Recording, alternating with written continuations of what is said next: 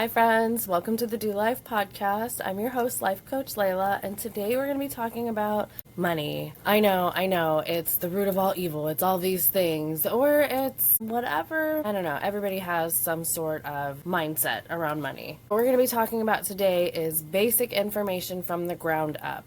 We're talking like this is the conversation that I had with my kids when they first got jobs. I want to start ground level. I do want to preface this with saying I was a financial representative in a past life in the Matrix. I was studying to get my Series 65 license. I did not get my Series 65 license. I am not a legal financial advisor. I did work side by side with a handful of very tenured financial advisors with lots of initials behind their names. We actually joked about it quite frequently. So if you would like to reach out to a real amazing financial representative, I would love to connect you to those advisors. If you just want to start from the basics, and you don't feel like you're at a financial position to work with a professional, then this is the information you need to get started. So, first and foremost, legally, I am just here to give you information to help you start your journey, not legal guidance, just preferencing that for, the lawyers and things. So let's get started. First and foremost, how much do you know about your finances? How much do you know about your money? Are you a stick your head in the sand ostrich level, or are you meticulously checking your bank app every hour or so?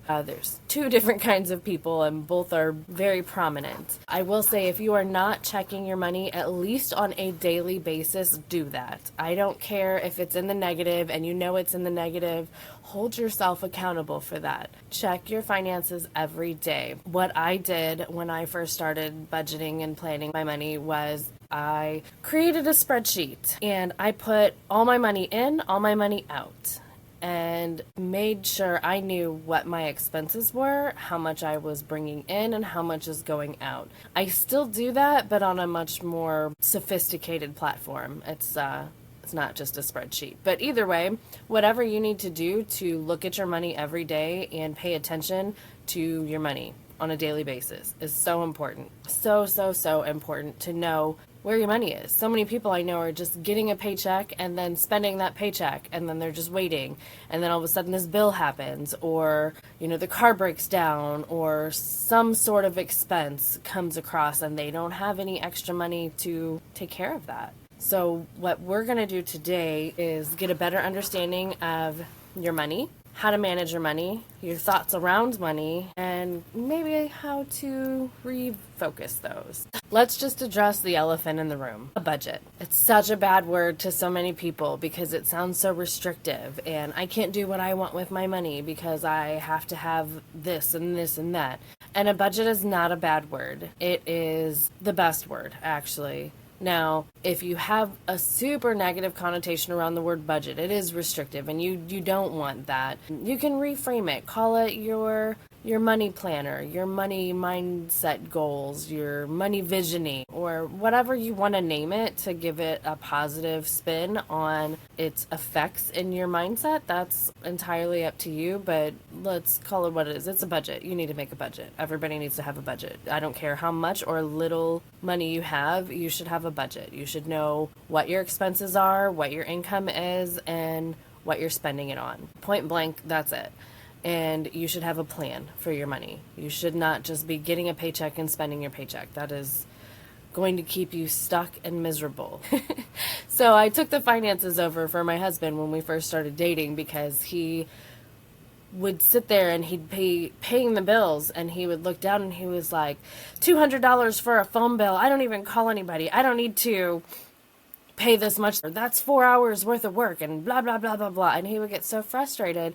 But hearing him complain out loud, it flipped a switch in my brain because I was like, oh, I never thought to equate money into hours worked. His $200 phone bill, he equated to 4 hours at work. And it never dawned on me to think of money like that. Like every time I go to buy something now, I'm thinking about how much I hated being at work, and if this item was worth that 30 minutes at work or an hour at work. And it really changed the way I kind of thought about things. So, I mean, after that, I took the money over because he would be in such a terrible mood the rest of the day and be so crabby. Like, he gets the worst buyer's remorse when he's not even buying anything, just paying the bills. He would just be a mess. So I took over the finances for obvious reasons, but that was definitely one of them. But his phrasing changed my mindset on the money. And we'll get into money mindset a little bit later in the video.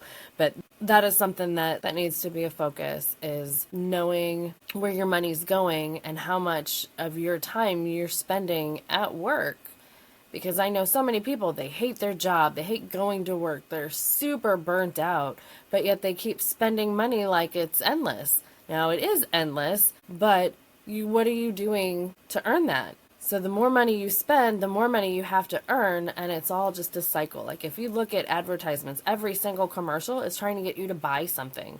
There's no commercial that says, here's a new job, here, come work for us. Like, I don't see advertisements for things that are helpful for you. All the advertisements are meant to take your money, because that's the rat race. You buy all these things, you need all these new things, you need these new clothes, these new jewelries, this new car, all of these expenses, buy all of our things, buy our newer version of these things. I used to love like the hemp lotions.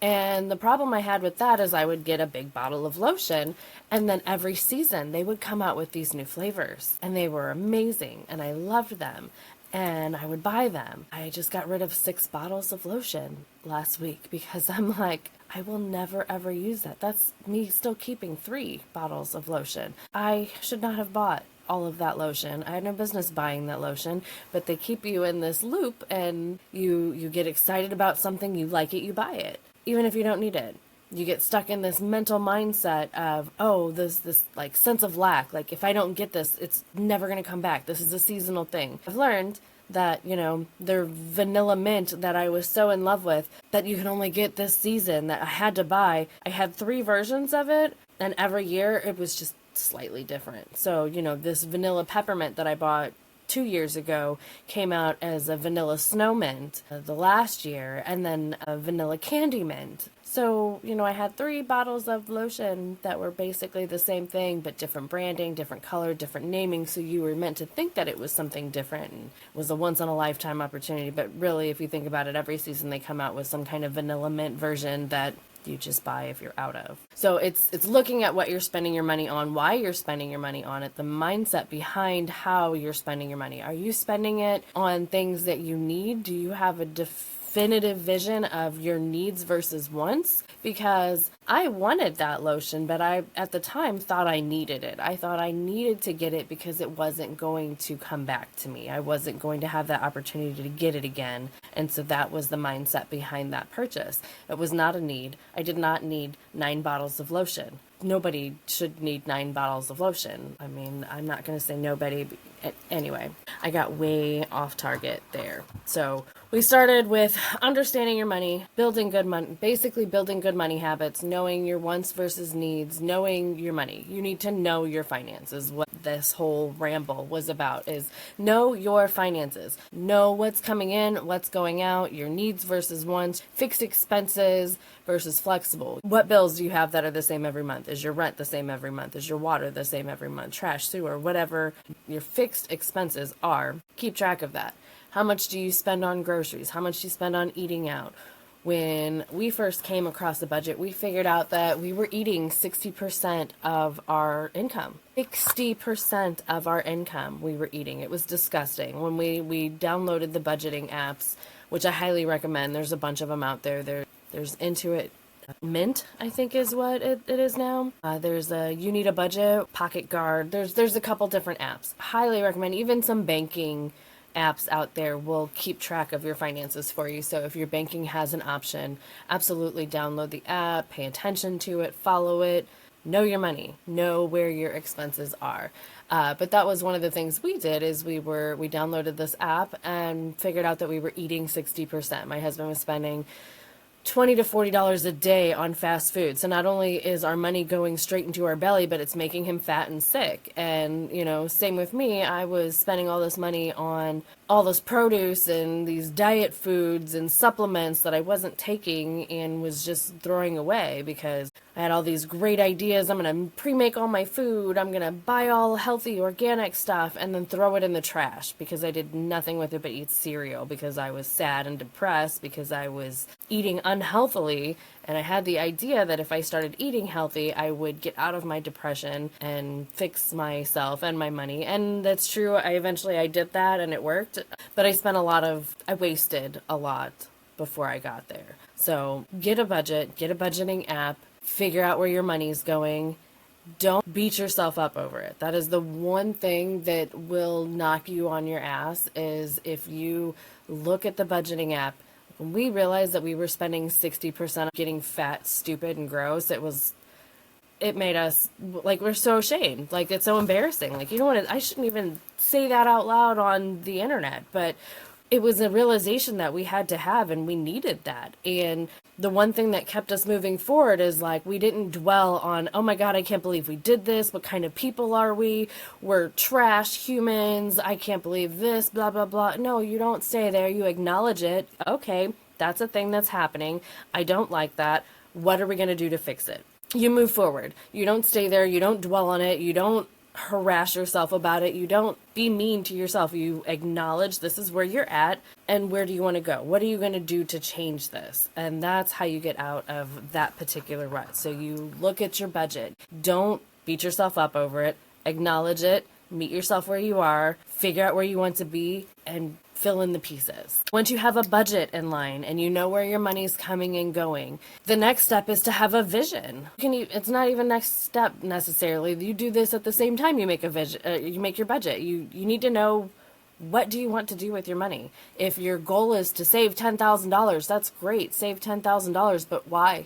Why? Just because you want to have the security of having $10,000? Okay, that's fine. Nothing wrong with that. But you need to know why. You need to know what your money goals are and why. Do you want to have $8,000 in the bank so you can go on a lavish vacation? Do you want to save money in case of an upset situation? The rule of thumb was always to have 6 months' salary saved up. So if you lose your job, if you're in a car accident, if there's a layoff, if there's something crazy, you need to have 6 months saved up in the bank in case of an emergency. And it's a good rule of thumb. If you have more than that, great. If you don't have that, maybe work towards getting that. One of the things I suggest is to pay yourself like a bill. When you make your budget, your savings account is no different than your water bill or your electric bill. Your savings account gets paid. Now, if you're in dire debt, you're in over your head in credit card debt, there's other ways to get out of debt. That's a whole nother video, a whole nother session, a whole nother topic. We're not talking about that right now because this will be like a 2-hour long video if we talk about how to get out of debt. There's plenty of resources though. Right now we're talking about just how to manage your money in general. So you want to start by knowing your money, knowing your visions for your money, and planning a budget for your money. Now, once we have that all figured out, so you've got the budgeting app that shows you where your money is and isn't, you need to organize your money. There's a lot of different ways you can do this. There's spreadsheet, there's apps, there's websites. Again, banking apps sometimes have these things. You can do old school pen and paper. So I've done old school pen and paper. I also have a spreadsheet. I do all the things because I'm very money focused. Money is a motivator for me. Money makes me happy. My pen and paper, and this is what I'm suggesting, I don't know if you can see this, is at the top here, I write out my paydays. So this is, when I get paid, when my husband gets paid, the dates they get paid. So X is whatever month. So I'll change this every month. So this will be, October 13th and 20th, he gets paid. October 1st and 15th, I get paid, or whatever. You write your paydays down.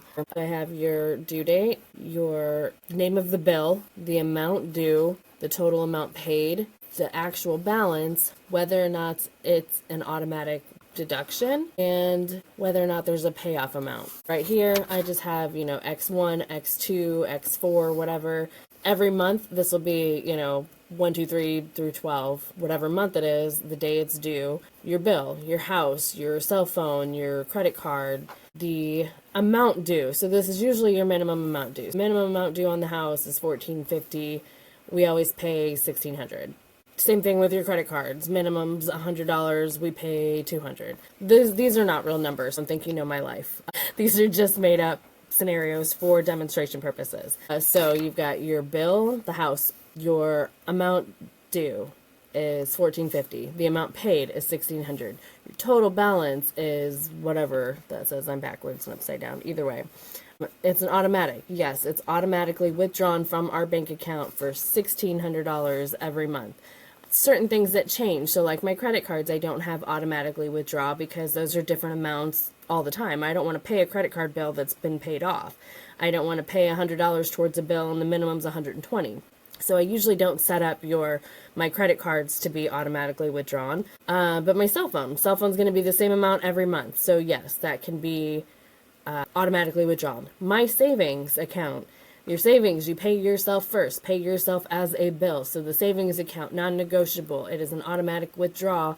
A lot of businesses, you can set your paycheck to automatically go to your savings account from your paycheck. It never even touches your bank account. Some banking apps you can actually set up to where every 2 weeks, $500 immediately goes into the savings. So that's money you don't see. It doesn't exist. You don't acknowledge it. It stays in the savings. It's there. And then over here, payoff date. The house is supposed to be paid off 2046. These are recurring charges. This is a credit card bill. This is a promotional payment. So you keep track of that. And then at the bottom, what I do is I write down, my payday, his payday, what bills are due my paycheck, what bills are due his paycheck, and then write out what they are, if I pay any extra, what the total amount of the bills were, and what I have left after the bills, and do the same for both. And now notice that on here, none of this actually talks about your other expenses, your groceries, your gas, your entertainment, your bar, children, school, any of those things. So these are just bills. These are other expenses. So when you're doing your budget, you're going to include these expenses. These are just how to keep your bills organized, because the worst thing to spend your money on is late fees and overdraft fees and unnecessary fees. Like, fees make me sick to my stomach because I might as well just set that money on fire. It does nothing. It's a waste.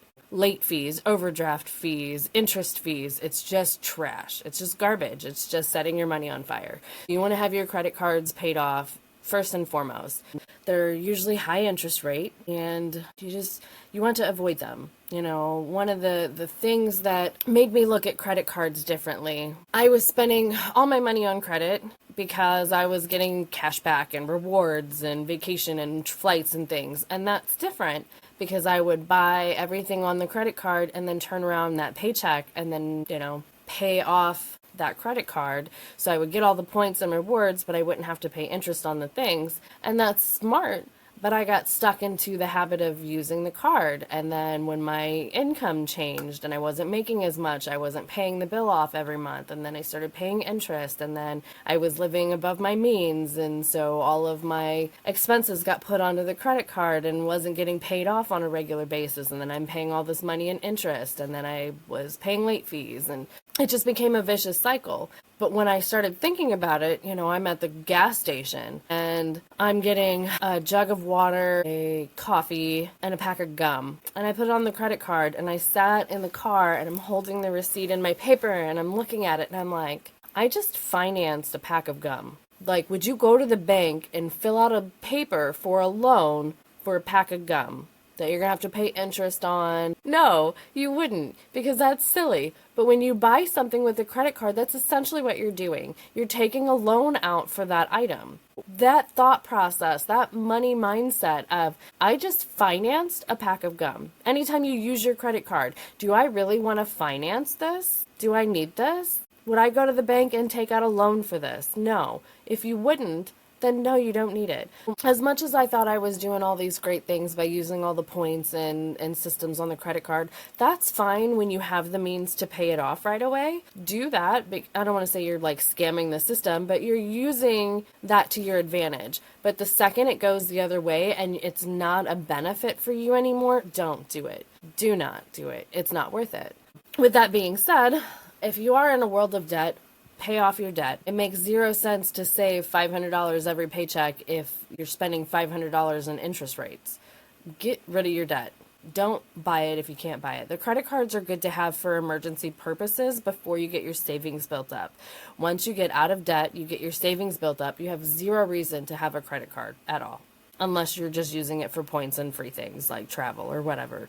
But you have to know how to do that, and you have to be smart with your money, and you have to not be in debt. You have to have all the right things in place.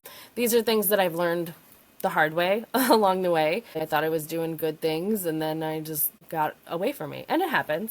It happens to all of us. Again, I don't beat myself up. Don't beat yourself up. Know where you are. Meet yourself where you're at and move on from that. Don't stay there. All right.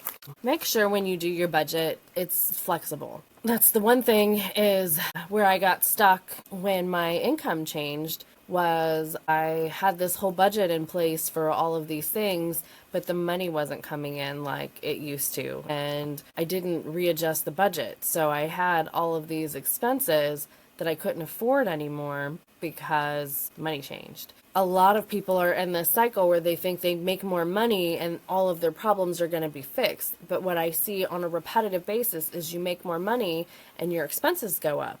So where you're making $40,000 a year and you have, $20,000 a year in expenses. So you have $20,000 a year to feed, water, gas, bathe, clothe yourself, whatever.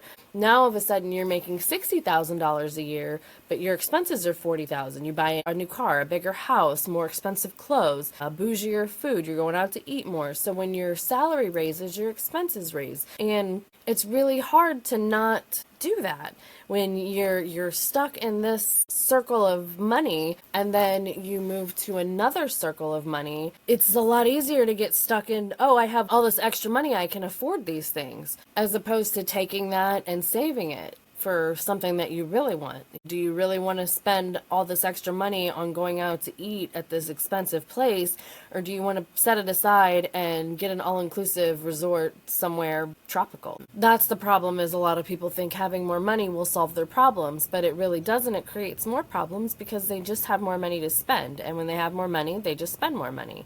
Creating that budget and making sure that you're flexible with it, when you do start making more money, it's not just extra disposable income. Figure out what you're going to do with it before you get it.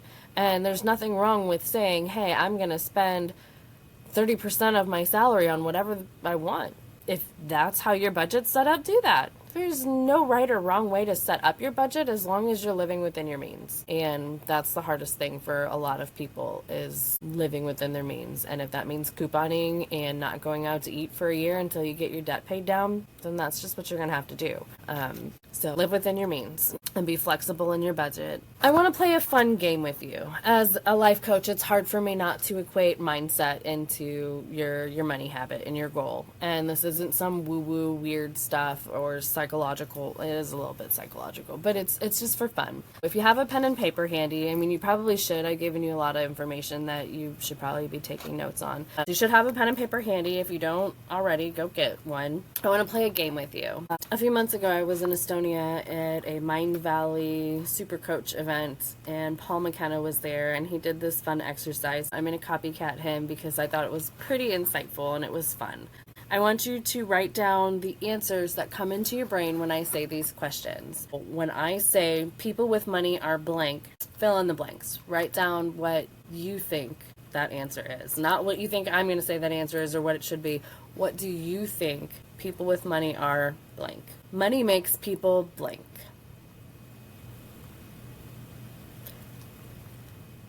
I'd have more money if blank.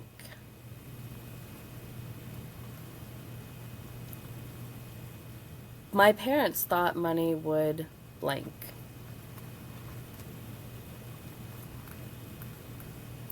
Money causes blank.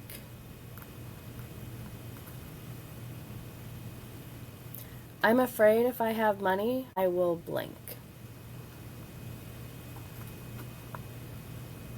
Money is blank. In order to have more money, blank.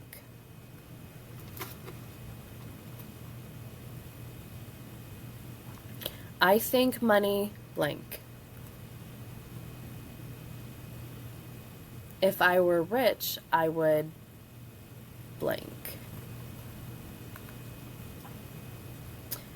My biggest fear about money is blank.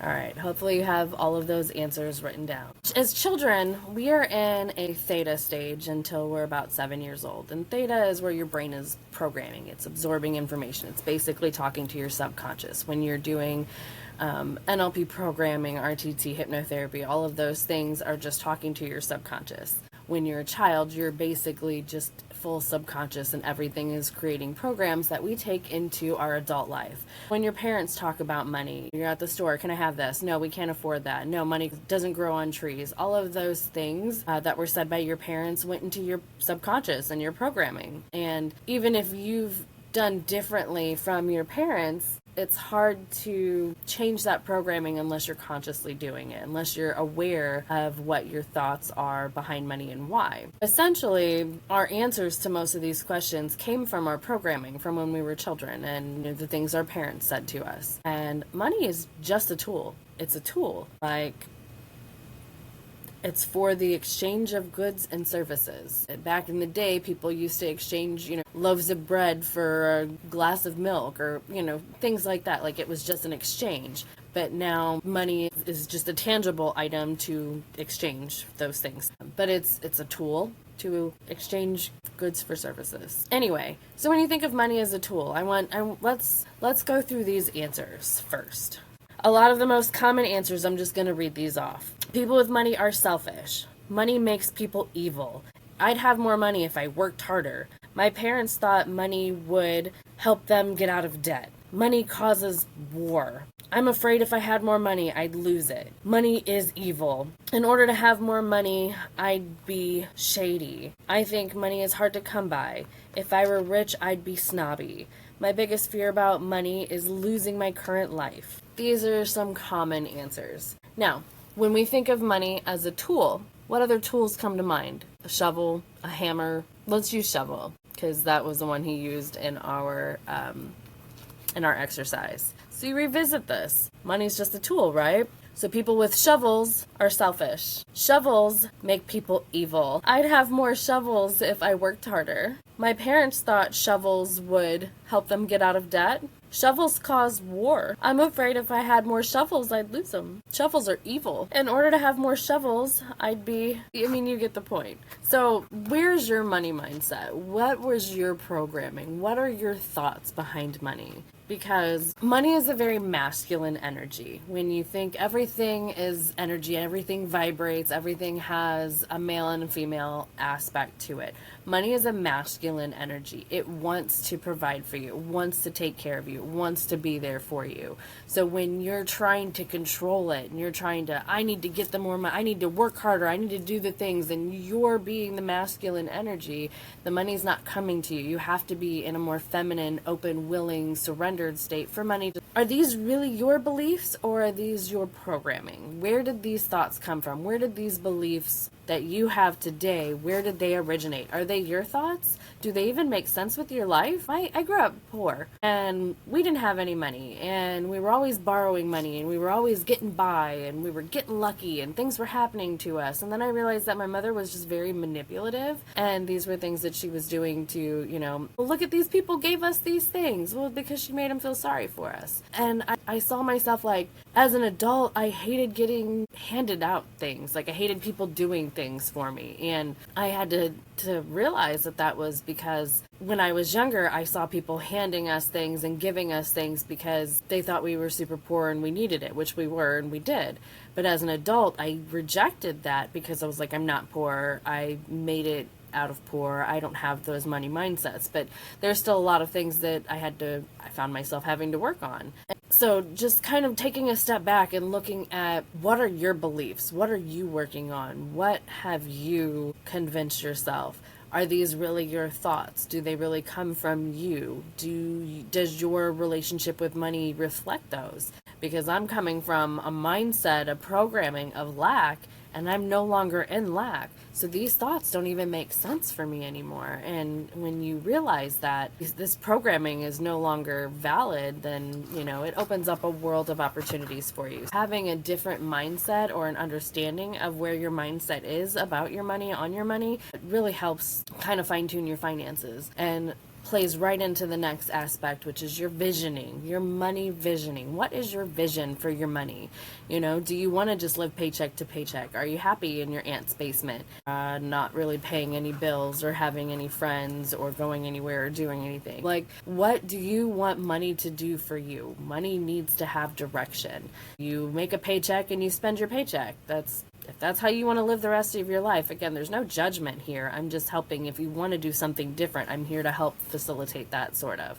What do you want to do with your money? Do you want to go on all-inclusive vacations? Do you want to go buy a new car? What are your aspirations? What are your goals? And when you're saving your money and you're getting out of debt, use that as a motivator. What is motivating you to make more money? Is it just because you have to? Because you have to pay your bills? You have to maintain the status quo? Well, where can you improve? And again, if you're not looking at your money, you don't know. So the first thing I said was to look at your money. You need to know where your money is going, because I feel like that's the most important thing. If you do nothing else outside of this video, at least acknowledge where your money is on a daily basis. That's it.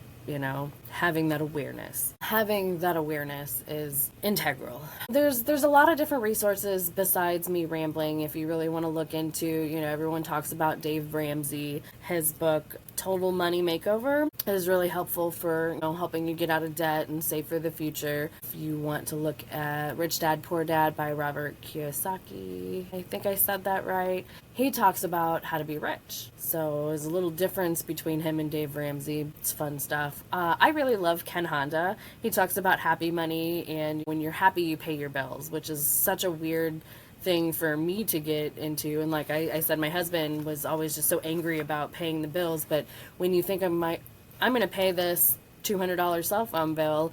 Yeah, it was 4 hours worth of work, but I'm so happy I could communicate with my kids, and my daughter could call me if she had an emergency, and I got to text my wife all day and send silly emojis, and I got to entertain myself on the toilet while, I scroll through Facebook or whatever, just like being thankful. I'm so happy to pay this water bill. I'm so happy I was able to shower whenever I wanted and had hot water whenever I wanted, and I don't have to sleep in a van. Just be thankful when you pay your bills. It's happy money. Make it happy. Money wants to help you and be there for you, so appreciate it and have that gratitude. And again, this isn't just woo-woo. There's science behind it. But happy money, read the book.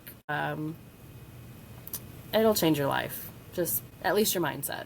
Anyway, let's recap real quick. We talked about knowing your money, knowing where it is, where it's going. We talked about creating a budget. We talked about your money mindset. We talked about your goals, your visioning, and your plan. We talked about how to pay your bills and create a budget. And I think all of this is a pretty good start to financial freedom for you. And if you'd like to go deeper or learn more, please visit my website at www.layladawndoslife.com. You can schedule one-on-one conversations with me. We can talk about this further. You can subscribe to my newsletter if you want to see sneak peeks on new episodes and what we're going to be talking about in the upcoming weeks. And please feel free to comment if you found value in this, if you'd like to let me know what other topics you'd like me to talk about, comment, subscribe, do all the things. I appreciate you being here. Thank you so much for watching this Do Live podcast with me. Once again, I just can't thank you enough for being here and listening to me ramble on for however long today is. I hope you have a great day, and I think it's time for us to go do life. Thank you.